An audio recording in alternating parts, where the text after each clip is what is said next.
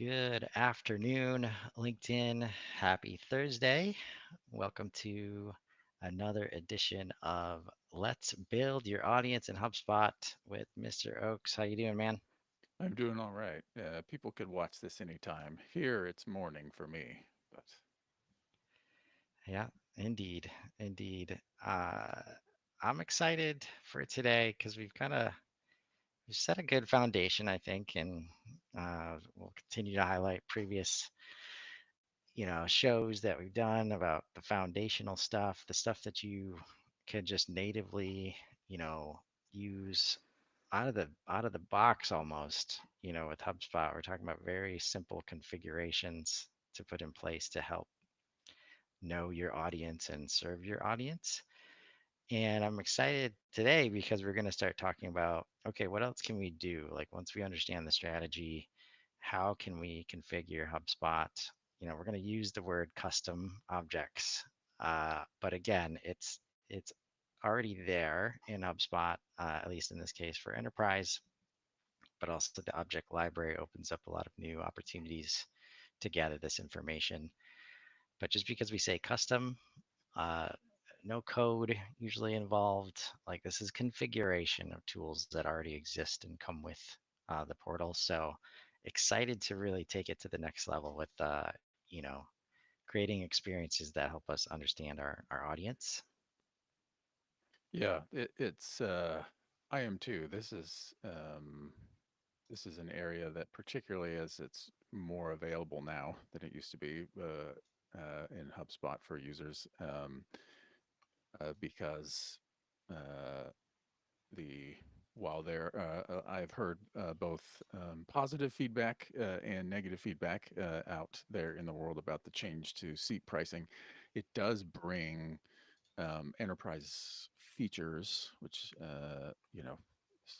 used to be required for a lot of things around this, down to more people. And like sales enterprise or marketing enterprise used to be super expensive, but content enterprise comparatively is not, particularly if you have like a huge sales team and they're on pro and you do your website in HubSpot and go Content Hub Enterprise. You get access to a lot of things, including custom objects. And I often say, um, you know, CRMs collect a lot of data, but that doesn't mean they collect the right data for you, and they don't certainly don't collect the data that makes your company distinctive and that makes your audience distinctive, right? The interactions that make your audience distinctive. And one of the um, great advantages of custom objects is you can use them to describe those interactions, those processes, those dimensions in ways that an out of the box CRM of any kind cannot, right? And every business has something unique that they do, or a unique aspect of their relationship to customers that can't be effectively modeled with the default objects.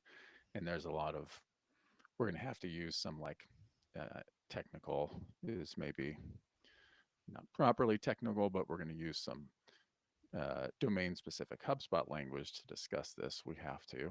Um, but, people think of custom objects as being, as you said, like maybe a big, robust thing, and I need to know how to write code, or I need to do all kinds of complicated stuff to figure it out. And while, like many things in HubSpot, uh, 30 minutes of planning can save you a lot of headache and heartache rather than just like jumping in and creating 50 properties.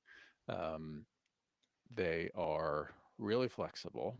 And just because it's a custom object doesn't mean that it's only useful for like big interactions or big processes or like really heavyweight things that require a lot of data. They can scale from being like something that tracks a super small interaction to something that tracks a process, to something that does, have big, that tackles like big operational challenges, like the custom object library tries to go out and, among other things, um, help real estate agents maintain listings in HubSpot so that they can manage the relationship between prospects and those listings. That's a you know that's a big task, but it doesn't have to be that big. There's a lot of things that you can do with custom Yeah. objects. So Yeah. And so much of this is, as we talk about at a high level, easy, fast, unified, like so much of this is about like just creating the space in HubSpot in places for this to happen. So even if it's like the difference between adding 5 fields to a contact or a company, now how do we make that show up in the places that we want? And we bend over backwards sometimes when all we have is deals, tickets, contacts, and companies. And that's where creating these spaces, like sometimes I like just it's a data container that it's like, okay, we need these specific data points to do something very special to be available at all times to be seen. And when you can kind of break it out into its own object, the whole HubSpot infrastructure becomes available, just like you would contacts and companies as an example. And then instead of always having it be in front of the whole team that's serving a deal or a ticket, like maybe it's, we can do other things with it. So, and really like if that's all we do for you today is unlock the fact that, oh, I could make this space in HubSpot for this to track this, customer experience, or to grab this piece of data from another system that we're using, right? That's where like that'll be a successful show for me, because so much of this is, uh, you know, is it as affordable and easy and fast, as we say it is, right? And that's where, again, like I think a lot of why you know, this hasn't been implemented, these strategies haven't been implemented, is because, like, unfortunately, the ones that are doing it the best, like the Amazons of the world, right, that are always serving up relevant information, they leverage the data like better than anybody else, but they're the one of the biggest companies in the world. So yeah, now we're saying that you can get much, much closer to experiences like that with a very affordable system like HubSpot that's easier to maintain. And we just want you to know it's possible. So if you know how good that experience it is and you want it for your business, you can have it now. You can have it. yeah, and I run into there's a couple of scenarios I run to, and we're not going to go deep dive on these today, but we're going to talk about this over a series of these, I think. But um, the the two like umbrella scenarios that I encounter with companies is they either have replicated what should be a custom object because either they didn't know they didn't have access to custom objects in using it's almost always deals, Hmm. but using an object within HubSpot where it doesn't really fit, but it kind of does what they want, and then it introduces all of these you know weird dependencies and scenarios, and you have some what should be a custom object as a deal, and then you run a report to be like, how many deals did we generate last quarter? And you're like, 10 times what? That doesn't make sense. And then you figure out, like, oh right, we got to exclude like deals of this type or this pipeline, and all this headache. And then the other um, is they often will have solved this problem some other way external to HubSpot, and kind of try to replicate it within. And within that, there's another subtype within that umbrella, which is, as you said, many HubSpot admins will have gone in and seen like critical data to the sales and marketing motions in uh, like slapdash properties on a contact, like configuration response one, configuration response two, configuration response three, configuration response four, um, and and then you look at them and you're like, what is this, mess? And they're like, well, you know, that's how we tell sales what product they're interested in. It's like, oh boy. Uh, so I'm guessing that you have a lot of scenarios where you hand that off to sales and then the answers are wrong, right? And they're like, yeah, why is that? Well, here's the thing: people submit forms more than once, and that overwrites your values. But and so those are, thinking about um, if you're adding custom objects for the first time, right? It's not going into blue ocean. It's going into either like you've done this somewhere else, or you've been coping with a suboptimal solution within HubSpot. And the area particularly that I think it's worth focusing on here, um, for our purposes in this series anyway, is the trend by far has been, and I'm going to pull up our diagram really quickly while I do this. This is the diagram that we talk about in every one of these shows. This is actually the basic version. I'm just going to like point out the advanced version really quick. Don't worry about all of this. There's a lot going on here, but um, as all sales kind of are moving towards self-directed, a lot of research before the prospect actually talks to you. They can get information from LLMs as well as dark social or peers. Um, the moving your sales and marketing on the other side of that first like formal inquiry that would generate an opportunity or an interaction with an SDR or a BDR, if you can move more touch points and interactions ahead of that, um, interactives and objects are are a major tool for that. Then you can meet people where they are taking control of their buying process and their decision making. And you can do that with content for sure, right? And that's a necessary part of acquisition.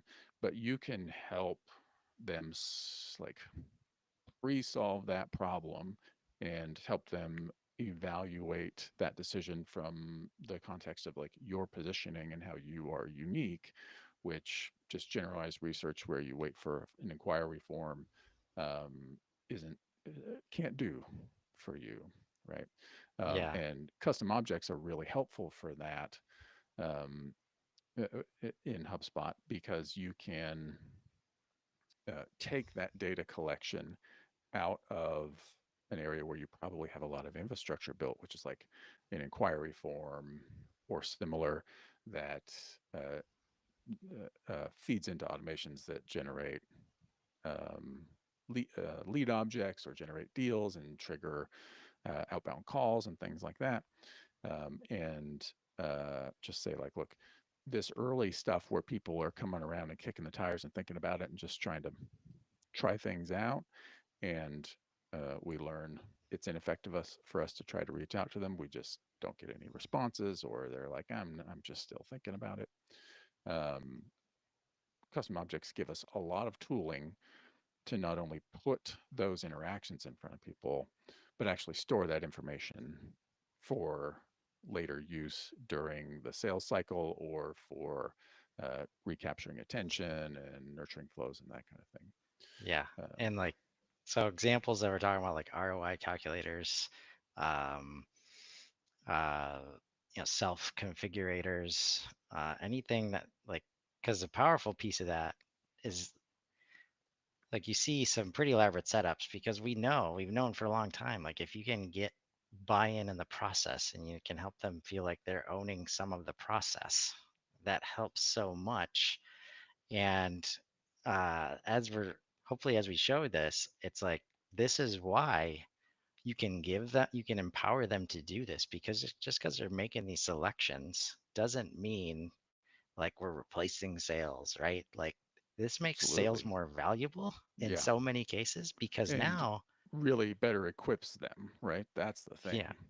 yeah, because now in sales, and I've had these conversations because I can see where they're coming from in terms of, oh, I'm asking all those questions. I'm the one, like that's how I provide value. And it's like, no, we want you to be at insightful, like information. And when you see them make certain selections, now you can ask very specific questions to help them understand their own process and like why they're doing these things, because they might want this, but then if you're the sales guy and you can consult them saying like, no, actually this one is the right one for you, Yeah. right? And now we're having just much different conversations, right?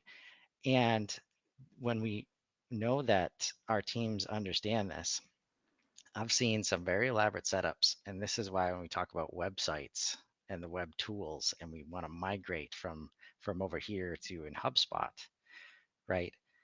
I've seen some like we know we can develop this stuff, so it gets developed in a WordPress or somewhere else, and the output is like an email to the team, right? Like, and that's where the information is.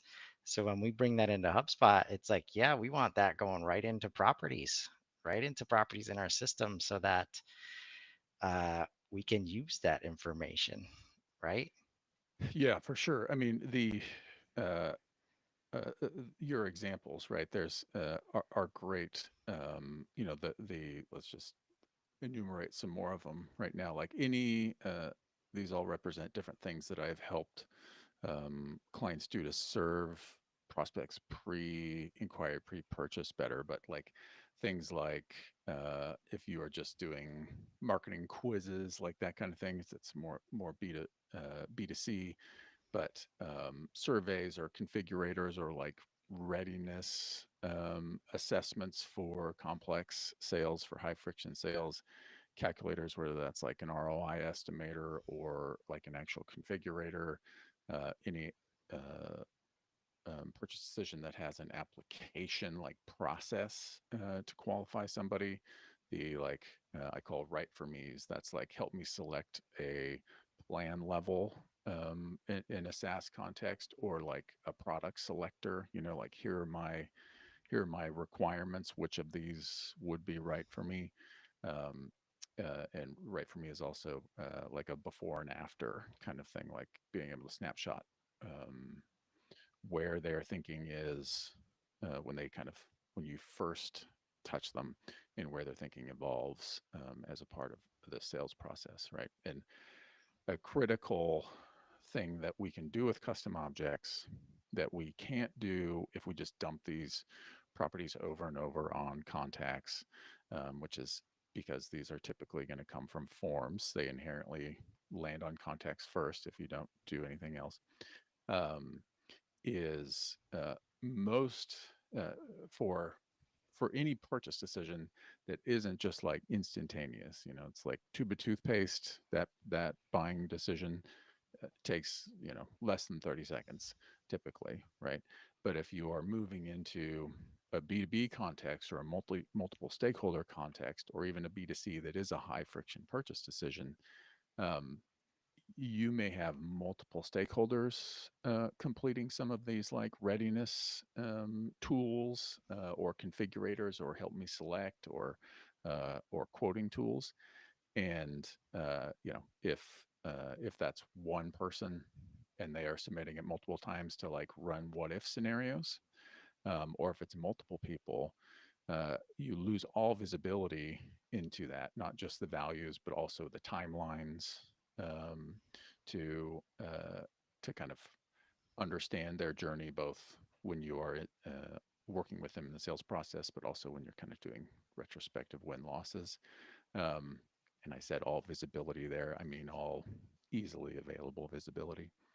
Um, but if we picture, right, to try to um, let's take the use case of like a configurator or a help me choose which product is right for me. Um, if a contact, is not um, like really nailed down on what they think they might buy, right? They might do a like a mama bear, papa bear, baby bear kind of pass through your configurator. Um, and most companies don't actually capture that, right? They just let you configure. Maybe they ask for your email and send it to you, in which case 80% of your people abandon right there, right? But they may not capture that. I mean, that's by far that's the most common scenario I see is if somebody has that, um, they don't end up recording it. But if we contrast, or let's keep going down that path, right? Somebody submits those three different configurations to kind of see like what would I be up against from a cost standpoint or a complexity standpoint.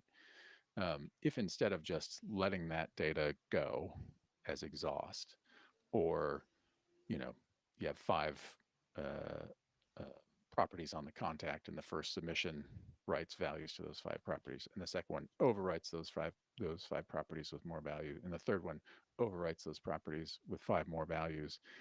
How do you piece together what happened there? You can't. But if you are using that to help, again, kind of pre-inquiry or pre-serious consideration, um, help them along their purchase decision.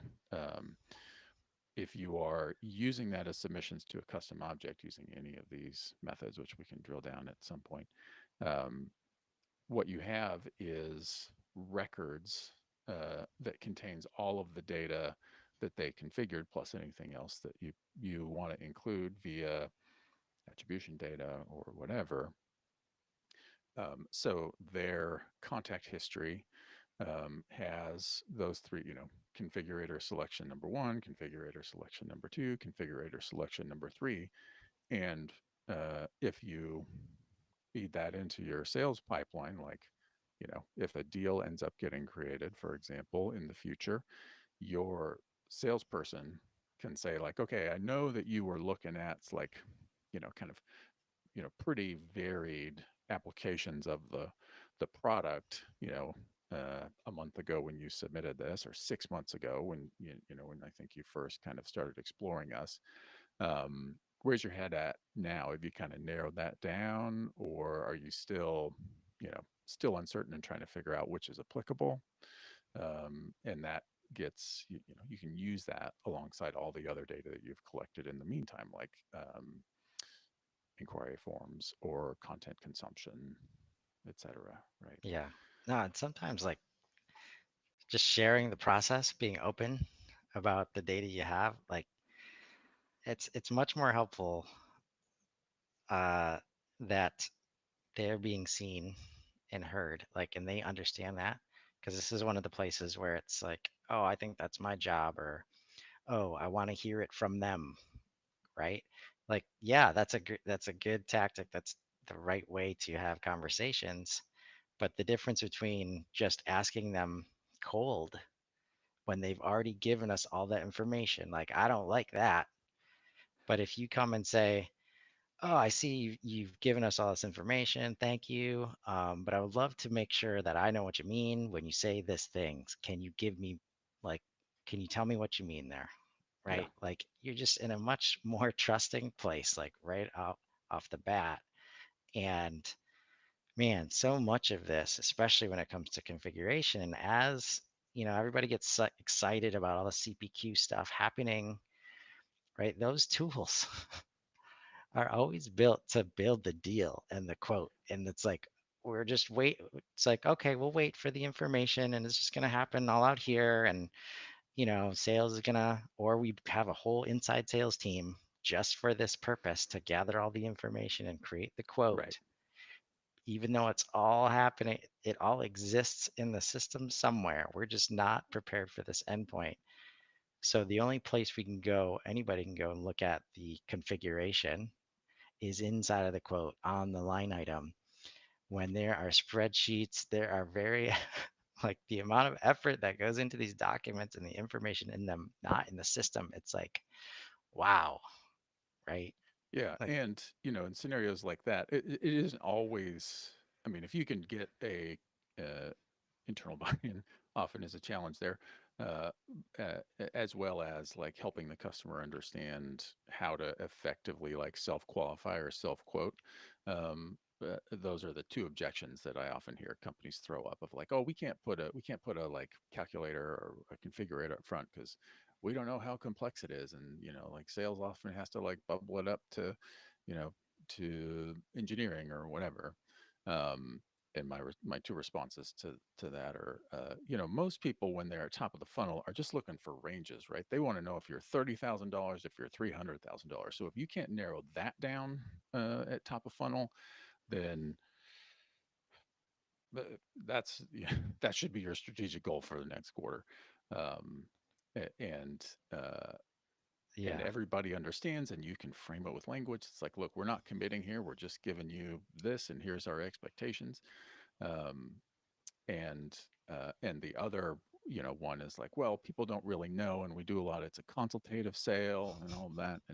And I say, like, totally get that 100%. There are aspects of what I do that are absolutely consultative sale like that. But what is marketing's job if it is not to help the customer understand how you can help them? Like, what are they doing all day if they're like, oh, people can't figure out our stuff, so we'll wait till they talk to sales, and sales will help them figure it out, right? That is Yeah.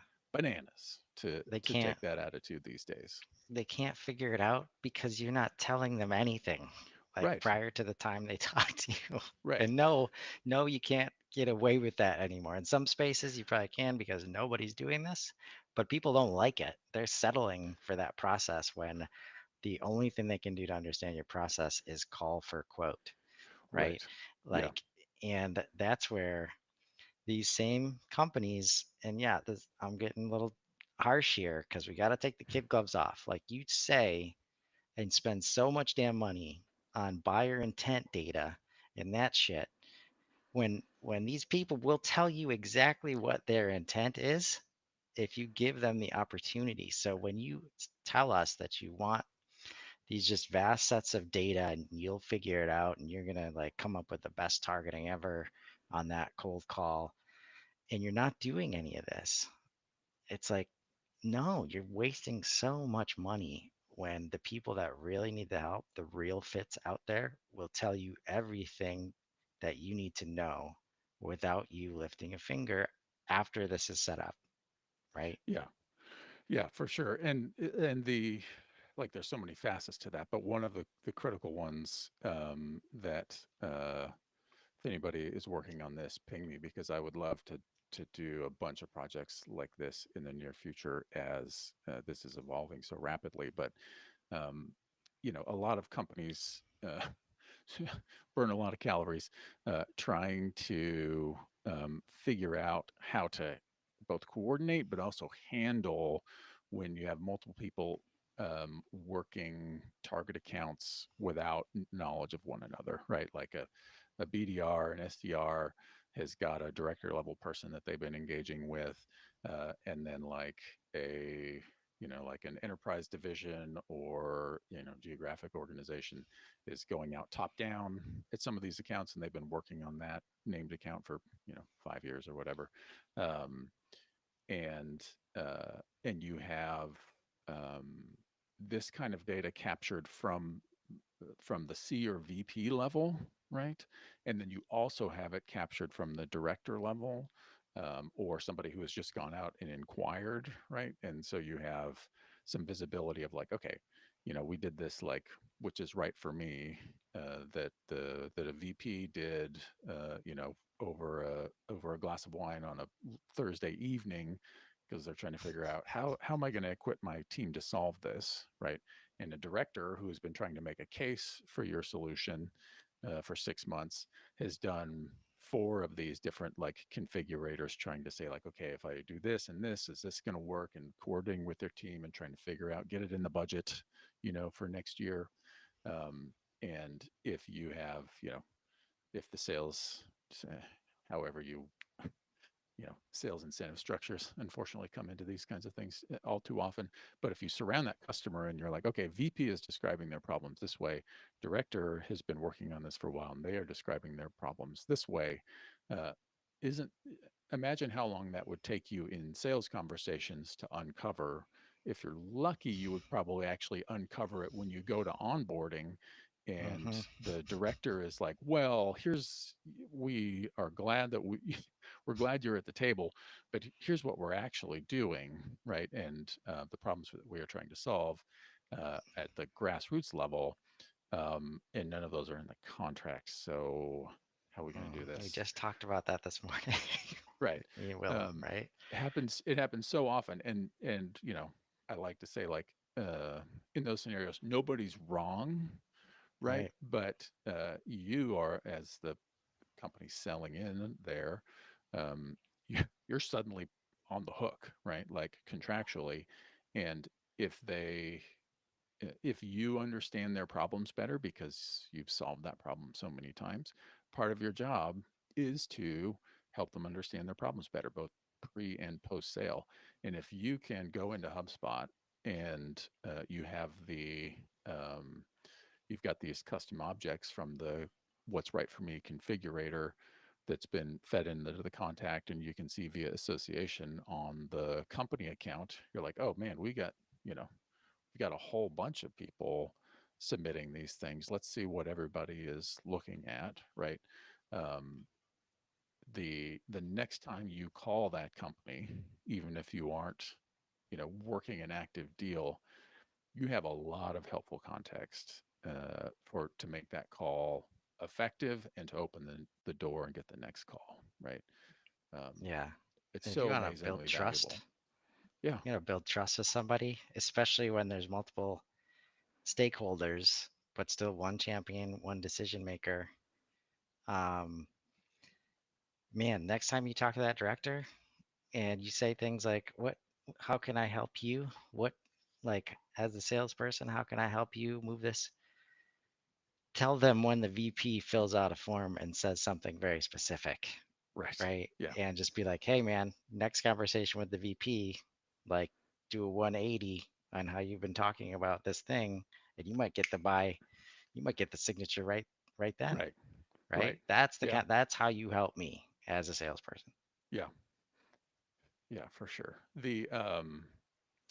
So the we don't need to go super long on this because we're going to go deeper, but I do want to talk about real quick like these things and show something off is when people have attempted to solve these problems in other ways. Like I said, almost always, not all, almost always, the the number one way is they just dump a bunch of contacts on properties on contacts. The number two way is using deals for something that deals aren't exactly meant for. Um, and then the third is most common is something like Jotform, where you have a quiz or a configurator that you handle external to HubSpot, and it has some kind of handling, right? Like a scoring tool is pretty common. I've used these and done it in Jotform in the past, where it's like, oh, help me decide, you know, what's my X score as a company. You know, what's my whatever, what's my AI readiness score, or what's my um, you know, this I was scoring customer understanding, audience profiles, and personas, Which where they Marvel character are you? right, yeah. I don't know who would use that as an intake, but I think um, just like to take a minute there though, yeah, like the whole idea is like we talking about audience and building profiles. Like the faster you can get somebody to say, "I'm here, I'm interested, this is exactly who I am, this is all like all these things about me now once I've identified as this," right? And bring yes, that information into the yeah, system. for That's where sure, like those B2C experiences, all those BuzzFeed quizzes, like all these things like you can do that like much more easily than you think. And just like you feel validated when it's like, "Oh yeah, that's what I was hoping for," right? The right, customer is going to feel validated in that way too. Whenever you say, "Oh, here's what you gave us, here's what we know about you now," right? right. Throughout the process. Yes, yeah, and delivering, you know, anywhere where you're delivering value just on that interaction too. Like, you know, we've learned something about you, we can give you something, and then as discussed in some of our other shows, you're using that to tailor the customer's experience from then on, right? Yep. Um, the whoops, uh, you can, if you've already solved that problem, you know, like you've got a third party app, whether it's from the HubSpot App Store or otherwise, um, instead of just housing that data out there and being like, oh, well, yeah, you can go check and see if they've submitted something in that other system, which means like when you tell somebody to do that, they do it twice and then never do it again because it's such a pain in Yeah. the neck. Or it's Stop like, oh, asking we've got to salespeople to right log into other to go systems, into other please. systems. Um, or it's like, oh, well, we've been doing that for years with a jot form and it scores it over there. And then, maybe what you're doing is passing it to a contact, right? Because jot forms, admittedly, right, you do have a lot more flexibility than HubSpot forms. That gap is closing. But just because you're doing it there doesn't mean you need to rip that out and replace it. And Zapier can create that custom object record for you and pass the data over to it, and then you can act on it. And you can um, also mix and match with the legacy form builder right now. You can mix and match contact fields for contact properties and fields for custom object properties. So you can just build a form that you place in those touch points on your website and um, and instantiate a custom object for that submission, like an application. And we might as well let's just pull one up to get a look at it here. This is an example of something else you can do with custom objects, which is they can be given individual pipelines, like a deal pipeline that's Mm. discrete from the company and the contact and the lifecycle stage. So if you have any process where you have a submission that you then have to make decisions on and work through, uh, that's a number one qualifier for like this should probably be a custom object, right? Yes. We have we have a step a process that's more than two steps where when we get this we do something with it. But let's look at marketing forms Yeah. So much of the and power just comes from like just the staging gate functionality of pipelines of a custom object, like unlocks so much of the rest of HubSpot when you start treating it that way. yeah, and yeah, we get it. We won't go down some of that yet, but like this is an idea, or this is a like the idea of an application, right? Like I've worked with a number of companies that have some form of um, application that's part of a qualification process. So this is like how you might build an application for a mastermind program, right? Where this is a little bit later than our examples, right? You wouldn't be applying for a mastermind program pre inquiry. You're definitely in the like consideration stage there, but application as example. Um, and first name, last name, email, job title. These are contact properties, right? But these things, how long have you been in your current role? What do you want out of our mastermind? Company size, strengths and weaknesses, which is like part of that. We were talking about doing some kind of profile. This is not a which Marvel character are you exactly, um, but this is one of the reasons this is an application. Is you know, like we are not talking about like idle interest at this stage in the journey, but it's like, I know there's a time commitment. I know there's a significant financial commitment, and I'm going to give you some information about my intent for how to pay for it. And this is a little bit of a hack that maybe we'll come back to later, but signature field, right? So this is an application to a process that let me get back to our assessment pipeline, um, creates when submitted one of these records, right? And then the person overseeing this engagement um, is running those through their process because you need to decline some people for your mastermind if it's really going to be a mastermind, right? um, and you have a whole process that is dependent on it. And at any given point, somebody's going to say, "What's the cohort for the spring mastermind look like?" And that's not that cohort um, can't just be deals because you don't really have an opportunity until accepted with a process like this, right?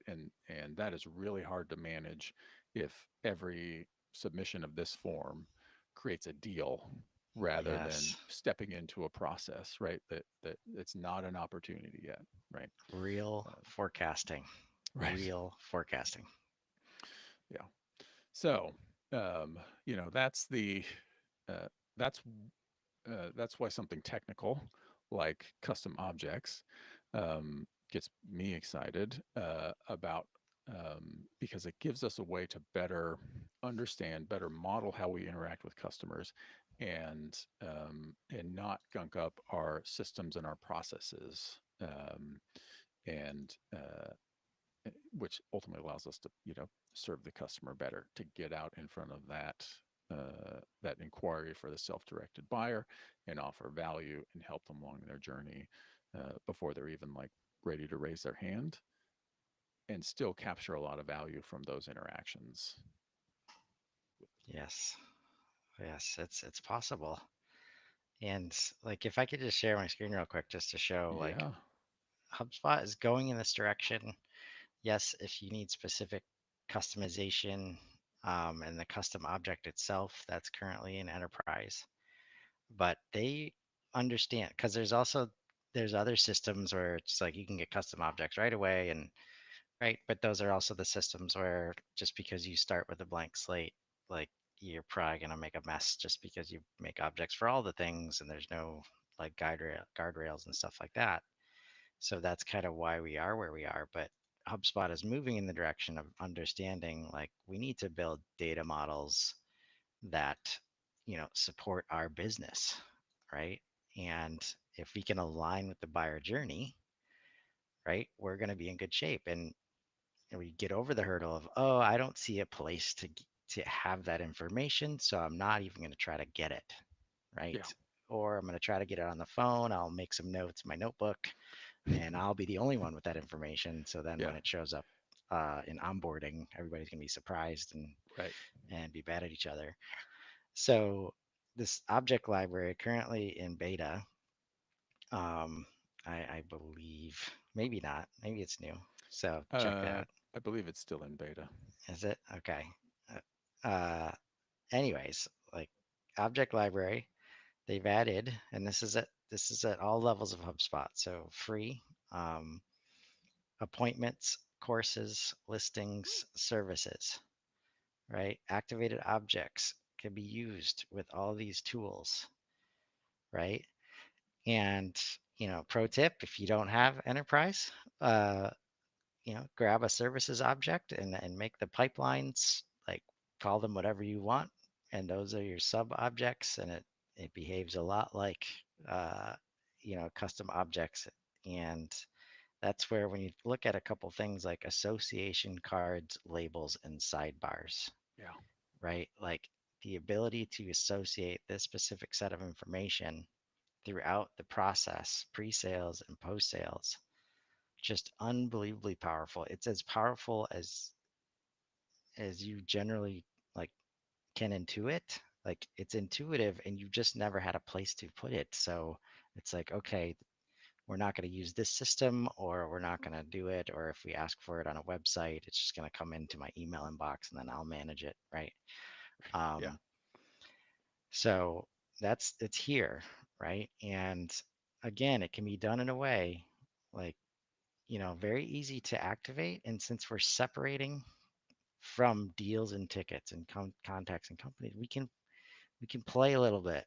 Like, we can understand how they work, why it's valuable to do this without screwing up other processes that are already going, without worry of activating like workflows that you didn't know about, and just all these other things that get in the way of adding value into your CRM because of all of these perceptions of risk and, things like that. So it's here for you to start, playing with. And, it's optimal in HubSpot when you can utilize the website as well to support, the journey. And then these things are starting to work together, and then, man, teams start loving you, customers start loving you. And I'm excited for the series because it's a lot of people understand why this stuff is valuable. We experience it every day, like in our daily life, in our, personal and professional buying experiences. Now we can apply it, to our business and to our journey, and can yeah. help our teams out. So I'm excited and glad you came up with this one, man. Yeah, yeah, it's I'm excited. It's going to be fun. So if you guys out there got any of these processes into your on your website already, like maybe I've seen some very elaborate note like structures where we create Yeah, the snippet of all the things that we want to know. We find that out, put those notes in, and I always applaud people when I see that. But then it's like, all right, this is like 10 properties that we could just put over here. Uh, if you're doing some of that stuff, or you always wanted to, think about your buyer journey, think about your sales process, find those opportunities, and let's grow. Have a great day, everybody. bye bye. A couple minutes in, I got the like, you're not being recorded